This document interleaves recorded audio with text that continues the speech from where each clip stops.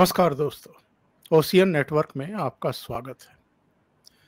2 दिन के दौरे पर पहुंचे थे अमेरिका के रक्षा मंत्री और उनकी हमारे रक्षा मंत्री और एनएस से अजीत डोभाल से मुलाकात हुई है। तमाम तरह की चर्चाएं हैं रक्षा सुरक्षा को लेकर के। जो हमारी ज़रूरतें हैं, जो चिंता का विषय बनी रही हैं पिछले कुछ वर्षों और दशकों में, अब जाकर के ऐसे संकेत मिल रहे हैं कि अमेरिका जो उसकी उच्च स्तरीय तकनीक है रक्षा सुरक्षा से जुड़ी हुई, वो भारत को देने के लिए तैयार है। और आप जानते हैं कि 21 से 24 जून के 3 दिन की जो यात्रा है प्रधानमंत्री नरेंद्र मोदी की, उस पर सबकी निगाहें लगी हुई हैं। न केवल भारत की बल्कि हमारे पड़ोसियों की भी और पूरी दुनिया की। जो गर्मजोशी हिरोशिमा में हमने और आपने देखी थी, अमेरिकी राष्ट्रपति जो बाइडेन और प्रधानमंत्री मोदी के बीच में, ये सिलसिला आगे बढ़ेगा इस अमेरिकी यात्रा से। आप जानते हैं कि ये आधिकारिक उनकी यात्रा है, पहली आधिकारिक यात्रा है। 5-6 यात्राएं वो ऑलरेडी कर चुके हैं अमेरिका की, लेकिन वो जो अंतर्राष्ट्रीय फोरम होते हैं उनके सिलसिले में उनकी मुलाकातें थी। लेकिन ये पहली राजकीय यात्रा है जिसमें उनको पूरा सम्मान भी दिया जाएगा। व्हाइट हाउस में उनके सम्मान में डिनर भी दिया जाएगा, जिसमें अमेरिका की क्रीम इस समय उपलब्ध होगी जब डिनर होगा। और हिरोशिमा का तो वो वक्तव्य आपको याद होगा ही, जो बाइडेन का उन्होंने मजाकिया लहजे में कहा कि आप अमेरिका में कितने लोकप्रिय हैं, आपको अंदाज़ा भी नहीं है। आपके डिनर में शामिल होने के लिए बहुत सारे लोग सिफारिशें लड़ा रहे हैं और कई बार तो लगता है कि आपका ऑटोग्राफ मुझे भी लेना चाहिए। वो मजाक की बात थी, लेकिन वो चर्चा का विषय बन गई। हमारे पड़ोसी देश पाकिस्तान में भी चर्चा का विषय बन गई कि अमेरिका का राष्ट्रपति भारत के प्रधानमंत्री को कितना सम्मान दे रहा है और कितना महत्व दे रहा है। तो प्रधानमंत्री की अमेरिका यात्रा से ठीक पहले अमेरिकी रक्षा मंत्री का नई दिल्ली पहुंचना, रक्षा मंत्री और राष्ट्रीय सुरक्षा सलाहकार से भेंट करना, ये कितना अहम है, इस पर बात करेंगे। इसके अलावा प्रधानमंत्री की अमेरिकी यात्रा कितनी महत्वपूर्ण है, इस पर भी चर्चा करेंगे। और ये भी चर्चा करेंगे कि राहुल गांधी क्यों गए थे अमेरिका और वहाँ जाकर के वो रायता क्यों फैलाना चाहते थे प्रधानमंत्री नरेंद्र मोदी के खिलाफ। उनकी मंशा क्या थी, उनका मकसद क्या था अमेरिका की यात्रा का। तो मेरे साथ आपके जाने पहचाने रक्षा सुरक्षा से जुड़े हुए बहुत ही माहिर जानकार, टेरिटोरियल आर्मी के पूर्व चीफ, युद्ध में सेवा मेडल से अलंकृत और अमेरिका में काउंटर टेररिज्म की ट्रेनिंग लेकर के लौटे कुछ ही अधिकारियों में शुमार मेजर जनरल AK श्रीवास्तव जुड़ रहे हैं। श्रीवास्तव, बहुत स्वागत, नमस्कार। नमस्कार चौधरी साहब। श्रीवास्तव, सबसे पहले तो मैं यही जानना चाहूँगा कि अमेरिकी रक्षा मंत्री की जो ये नई दिल्ली की यात्रा रही है, ये कितनी अहम है और लॉयड ऑस्टिन और राजनाथ सिंह के बीच में और ऑस्टिन और NSA के बीच में क्या बातचीत हुई है और कौन से ऐसे इशू हैं जिन पर दोनों देश अब आगे बढ़ना चाहते हैं। और चूंकि प्रधानमंत्री जा रहे हैं अमेरिका, तो उसके मद्देनज़र भी अमेरिकी रक्षा मंत्री की नई दिल्ली यात्रा बहुत अहम हो जाती है। हाँ बिल्कुल। देखो चौधरी साहब, ये जो ऑस्टिन लॉयड आए हैं डिफेंस सेक्रेटरी US के भारत के 2 दिन पे दौरे पे, बहुत ही महत्वपूर्ण। ये भी सच्चाई है कि भारत और जो अमेरिका के रिलेशन हैं वो अप स्विंग में है और ये करीब करीब 10 से 15 साल से अगर आप देखें, स्पेशली प्राइम मिनिस्टर मोदी के आने के बाद भारत और US के अंदर जो स्ट्रेटेजिक पार्टनरशिप बनी है वो काबिल तारीफ है। अगर आप देखें कि एक बहुत 3 इम्पोर्टेंट हमने जो बेसिक ट्रीटी भी साइन की हैं, जिसके अंदर सबसे पहले हमने 2016 में लीमियो साइन किया, जो logistic exchange memorandum of agreement. इसका मतलब कि जो हमारी फैसिलिटीज हैं, लॉजिस्टिक फैसिलिटी, रिपेयर फैसिलिटी, उसका हम एक दूसरा इस्तेमाल कर सकते हैं पूरे वर्ल्ड में, क्योंकि मालूम है यूएस की जो बेसिस हैं वर्ल्ड के अंदर बहुत ज़्यादा है। दूसरा हमने 2018 के अंदर फिर साइन किया COMCASA, communication compatibility and security arrangement. उसका बेसिक एम ये था कि जो क्रिटिकल आपकी टेक्नोलॉजी है वो एक दूसरे से शेयर कर सकते हैं।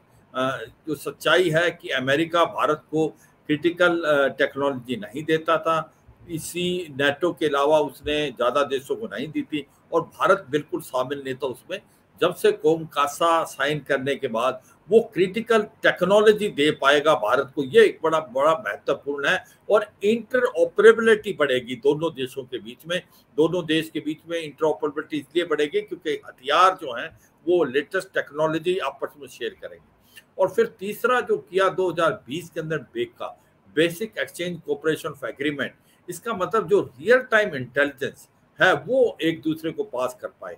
अगर आप देखें कि जो बेका का बड़ा महत्वपूर्ण रोल है, अब रूस यूक्रेन की लड़ाई में यूक्रेन को जो इंटेलिजेंस दी जा रही है, एक प्रकार से बहुत पुख्ता इंटेलिजेंस, उसके कारण रूस को बड़ा नुकसान हो रहा है, क्योंकि यूक्रेन को इंटेलिजेंस पुख्ता मिलती है और टारगेट को बर्बाद करने के लिए बड़ा आसान। तो कहने का मतलब ये जो 3 हमने बेसिक एग्रीमेंट साइन की हैं, उसके बाद भारत और अमेरिका बहुत नज़दीक आ गए हैं। और अगर आप देखें कि जैसे ट्रांसफर ऑफ टेक्नोलॉजी की बात हुई, कि पहले हथियार भी जो अमेरिका था वो लेटेस्ट वेपन नहीं देता था, और टेक्नोलॉजी तो ट्रांसफर करने का मतलब ही नहीं था। मगर अभी इन एग्रीमेंट के बाद हमारे को M777 दिया, अल्ट्रालाइट हाउजर, जो कि एक बहुत ही काबिल गन है, उसको ट्रांसफर ऑफ टेक्नोलॉजी करके महिंद्रा डिफेंस ने इंडिया में बनाया। तो ये सच्चाई है। C-70 ग्लोबमास्टर, C-13J हरकुलिस, जो state of art transport aircraft वो दिए, अपाचे अटैक हेप्टर दिया। तो एक के बाद एक हथियार भारत को दिए जा रहे हैं। और अब जो बातचीत है कि जिस प्रकार से ऑस्टिन लॉयड आए हैं, उनका मेन मकसद ये है कि जब प्रधानमंत्री वहां विजिट करते हैं 22 जून को, उस समय सबसे इम्पोर्टेंट चीज होगी कि जेट जो है, फाइटर जेट का जो जेट इंजन है, उसके बारे में आपस में तालमेल करना और जॉइंट प्रोटेक्शन की बात होना, जो कि जनरल इलेक्ट्रिकल है अमेरिका का और भारत का HAL, आपस में उनके प्रकार से एक पैक्ट साइन होना, और जिससे ट्रांसफर ऑफ टेक्नोलॉजी होके वो भारत के अंदर इंजन बनेंगे जेट के, और जो हम तेजस मार्क 1 अल्फा और 2 में लगाएंगे। तो ये एक गेम चेंजर है, क्योंकि देखो सच्चाई ये है चौधरी साहब कि भारत आज की तारीख में अच्छे से अच्छे हथियार बना पा रहा है, मेक इन इंडिया में, आत्मनिर्भर भारत में। मगर अभी भी भारत जो है, जो बात आती इंजन की, उसके अंदर अभी भी काफी पीछे है, चाहे वो एयरक्राफ्ट का इंजन हो, चाहे वो आपका एयरक्राफ्ट कैरियर ग्रुप का इंजन हो, शिप का। तो ऐसे में क्योंकि हमारे पास लेटेस्ट टेक्नोलॉजी नहीं थी, मगर अब जो अमेरिका आपको लेटेस्ट टेक्नोलॉजी शेयर करेगा और भारत के अंदर ही जेट इंजन बनेंगे, ये बड़े काबिल तारीफ है। दूसरा जो एक है MQ जो 9 ड्रोन्स हैं, वो भी बहुत ही मॉडर्न ड्रोन्स हैं। वो 30 के करीब भारत लेना चाहता है, और वो $3 बिलियन की एक प्रकार से आपस में पैक्ट होगा, उसके बारे में भी बात हुई। तो ये क्लाइव जो ऑस्टिन लॉयड थे, उनका मेन मकसद था एक रोड मैप बनाना। इससे पहले प्रधानमंत्री आए, इन जो मेन मुद्दे हैं उनके ऊपर बातचीत करके और एक प्रकार रोड मैप बना के जाना। तो ये बहुत इंपॉर्टेंट चीज है। और दूसरा एक बड़ा बातचीत चली, जब आप आगे क्वेश्चन पूछेंगे फिर हम उसके बारे में बताएंगे। तो ऐसा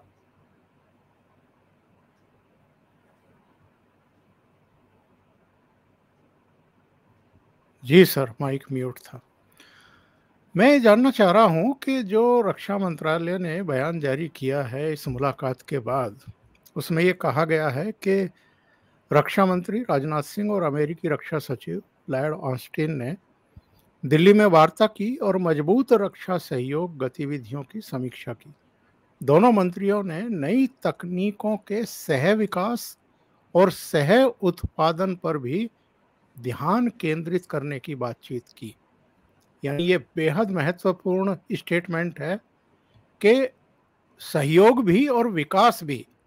इसका मतलब ये है कि जो भारत की रक्षा जरूरतें हैं, कल पुर्जों से लेकर के जो अस्त्र शस्त्र हैं, जो हेलीकॉप्टर हैं, जो लड़ाकू विमान हैं, उनके विकास और सह उत्पादन की बात हो रही है। यानी मिलकर के उनको यहाँ बनाने की बात हो रही है। हाँ बिल्कुल, दो बातें होंगी। एक तो ट्रांसफर ऑफ टेक्नोलॉजी होगी कि जो लेटेस्ट वेपन सिस्टम है, और दूसरा होगा जॉइंट प्रोडक्शन। वो भारत के अंदर ही उसका प्रोडक्शन होगा, मेक इन इंडिया और ट्रांसफर ऑफ टेक्नोलॉजी। और ये गेम चेंजर है। और जब ये 3 एग्रीमेंट होने के बाद ये बहुत आसान हो गया है ये होना। और यही नहीं, देखो दूसरी एक बड़ी बात जो चली है आपस में, कि कहीं ना कहीं नेटो प्लस की भी बात चली थी। नेटो प्लस ये है कि जो नेटो कंट्री उसके साथ 5 है अभी, +5, वो बेसिकली हैं New Zealand, Australia, Japan, south Korea और इजराइल। और उसके अंदर अभी सोचा जा रहा है कि नेटो प्लस के अंदर भारत को अंदर भी मिलाया जाए, क्योंकि भारत ही एक ऐसा देश है जो चीन को टक्कर दे सकता है। और जो कि साउथ एशिया में अगर कोई चीन का मुकाबला कर सकता तो भारत है।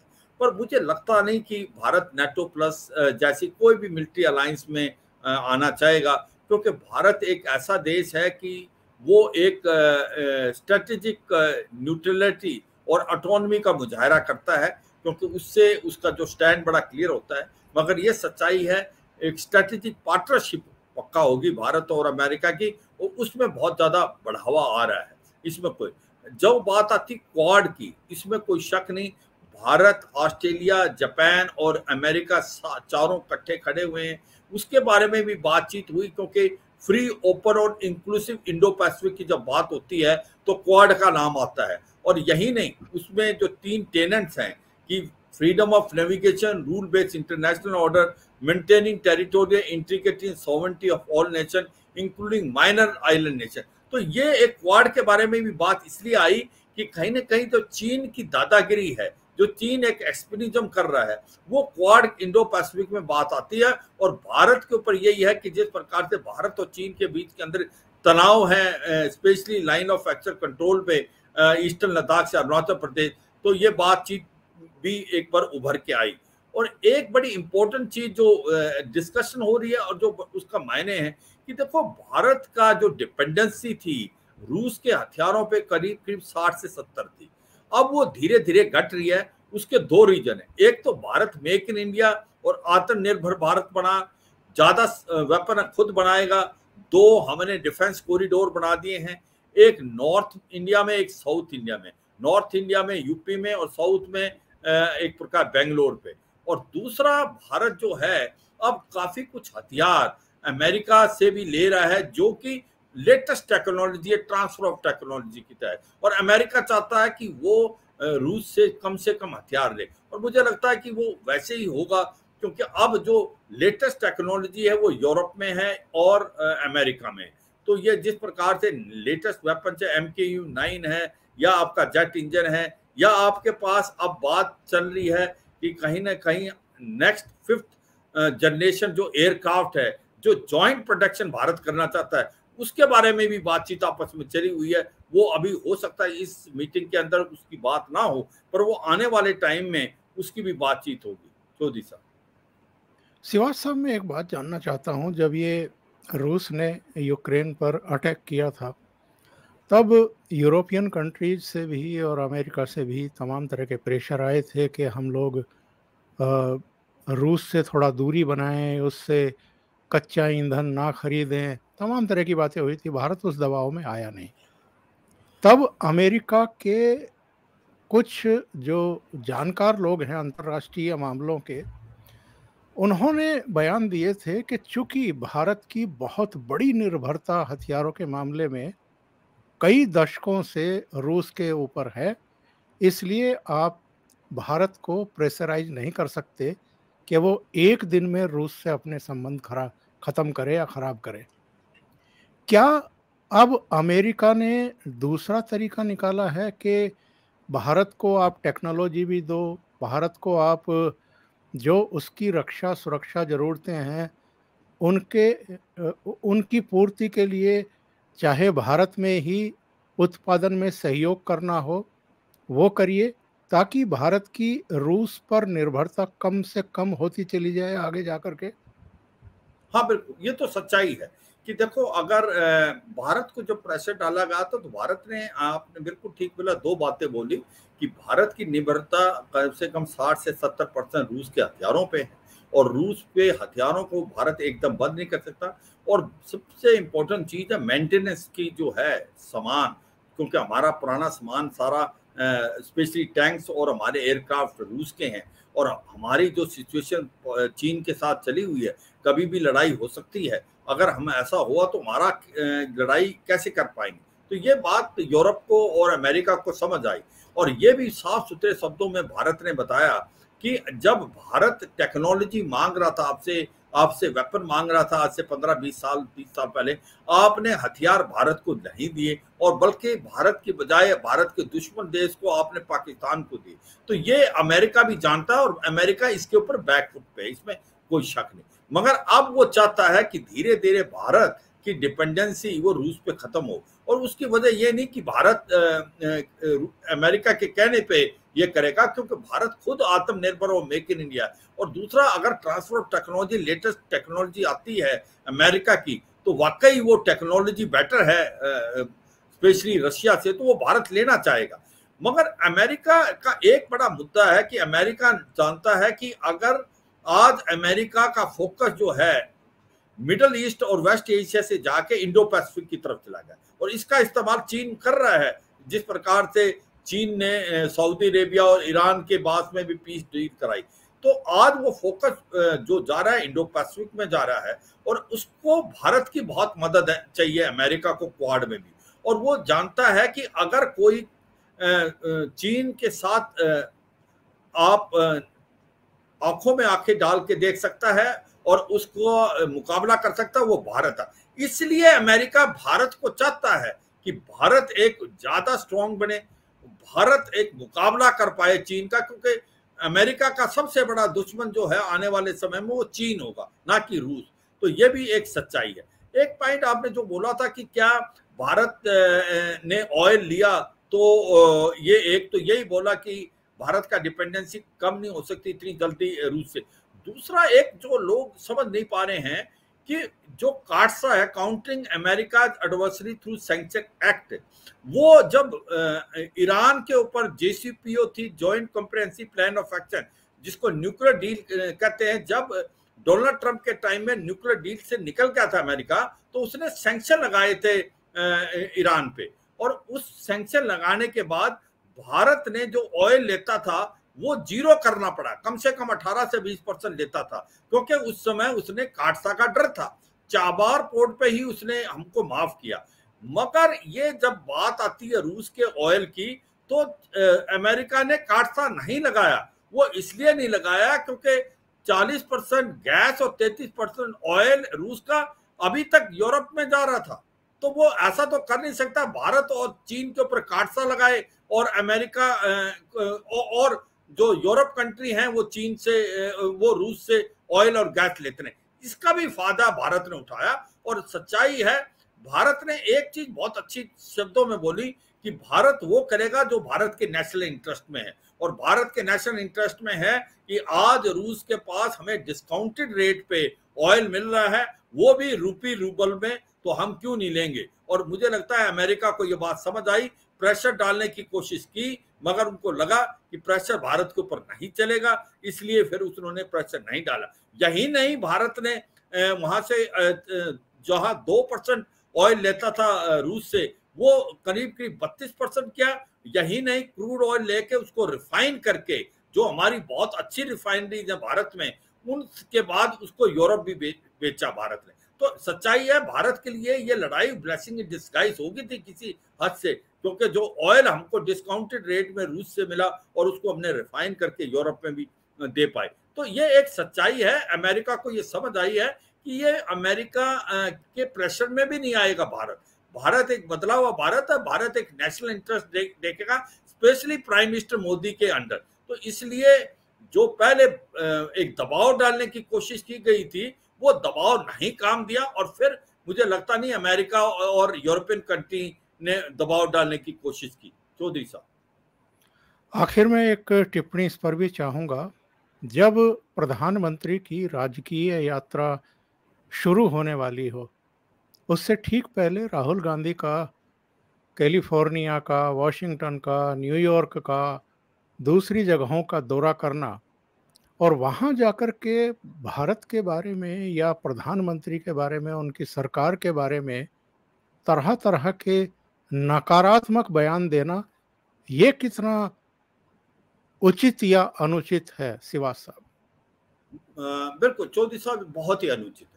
आज तक ऑपोजिशन लीडर, अभी आज से 5 साल से पीछे ले जाओ, कभी भी जब भारत से जाते थे फॉरेन कंट्री में, तो कभी डोमेस्टिक जो पॉलिटिक्स है उसकी बात नहीं करते थे, और देश के रिप्रेजेंटेटिव बन के जाते थे, ना कि वो ओपोजिशन के मेंबर बन के, और वो देश के बारे में अच्छी बातें करते थे। जो हमारे बीच के अंदर दो पॉलिटिकल पार्टी के बीच में कोई मुटाव है, पॉलिटिकल डिफरेंस है, वो होने चाहिए, क्योंकि एक स्ट्रॉन्ग ऑपोजिशन का होना बहुत जरूरी है, मगर वो देश तक ही सीमित होना चाहिए। जब आप जा रहे हैं दूसरे देश के अंदर, जहां पर आप देश को रिप्रेजेंट कर रहे हैं, तो वहां पर भारत की छवि को कमजोर कर रहे हो। आप प्रधानमंत्री को थोड़ी कर रहे हो कमजोर, आप तो देश की छवि पे उंगली उठा रहे हो, और ये आप हास्य के पात्र बन के हो। मुझे नहीं लगता जिस प्रकार से ओछी बात बोल के देश के बारे में बोलना, वो शर्म आती है कि आप जिस प्रकार से देश के ऊपर उंगली उठा रहे हैं, उससे नुकसान मोदी को नहीं होगा या बीजेपी को नहीं होगा, वो देश को नुकसान होगा, और ये समझना चाहिए। ऑपोजिशन जो है वो अपने डोमेस्टिक, अपने देश के अंदर करें, मगर जब भारत से बाहर जाते हो तो एक ही आवाज आनी चाहिए। देखो, अटल बिहारी वाजपेयी को as a opposition leader United Nation में भेजा गया था, क्योंकि भाई रिप्रेजेंट करेंगे भारत को, और उन्होंने भारत के लिए कितना कुछ किया। और भी जब भी ऑपोजिशन लीडर गए हैं, मेजोरिटी कभी भी भारत के अगेंस्ट ऐसा कुछ नहीं बोला जो कि भारत की छवि पे एक प्रकार से उंगली उठाए। तो मुझे लगता बड़ा दुर्भाग्यपूर्ण है, पॉलिटिकल इमेच्योरिटी। मैं यही कहूंगा कि जो पॉलिटिकल बिल्कुल इमेच्योरिटी है, देश के ऊपर उंगली उठाना, और देश को एक प्रकार से ऐसे समय में जब प्रधानमंत्री वहां जाने वाले हों, तो वो आप देश के लिए एक प्रकार नुकसान कर रहे हैं, और स्पेशली जो आपके दुश्मन देश हैं उसका इस्तेमाल करते हैं, और वो देश को कमजोर होते हैं। इसलिए मैं ये कहूंगा, ये दुर्भाग्यपूर्ण है, ये नहीं करना चाहिए था। इसको मैं बोलूंगा जो पॉलिटिकल इमेच्योरिटी। चौधरी साहब, आज से ठीक 2 सप्ताह बाद प्रधानमंत्री नरेंद्र मोदी की 3 दिवसीय अमेरिका यात्रा शुरू होगी, और पूरी दुनिया की और हमारे पड़ोसियों की, खासतौर से पाकिस्तान और चीन की तो ज़रूर नज़र रहेगी कि वहाँ जो बाइडन और नरेंद्र मोदी के बीच में कौन कौन से समझौते सिरे चढ़ते हैं। श्रीवास सर, बहुत बहुत धन्यवाद आपका जुड़ने के लिए और ओशियन नेटवर्क के लिए इतना समय निकालने के लिए। Thank you so much. नमस्कार। नमस्कार चौधरी साहब, जय हिंद। जय हिंद सर।